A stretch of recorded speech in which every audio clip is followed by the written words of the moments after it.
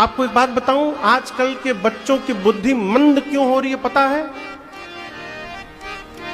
यहां रखने का काम में खत्म हो गया।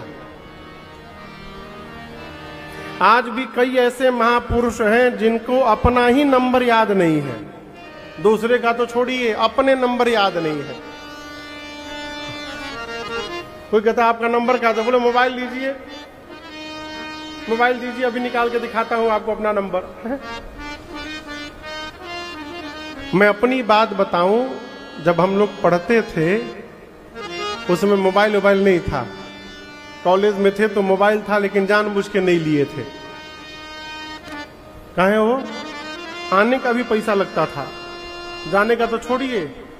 और कॉलेज में मोबाइल लेके जाएंगे, यदि कोई मांग दिया फोन तो मना करने की आदत नहीं है, बिल कौन भरेगा हो, बवाले मत रखो।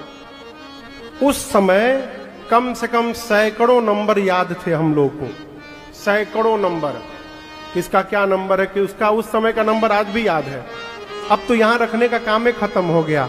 सबको या तो नोटबुक में रख लो, आईपैड में लिख लो, मोबाइल में लिख लो, यहां लिख लो, गैजेट में चला गया हो, इस मानस का काम समाप्त हो गया। शंकर जी ने आईपैड में नहीं लिखा बाबू,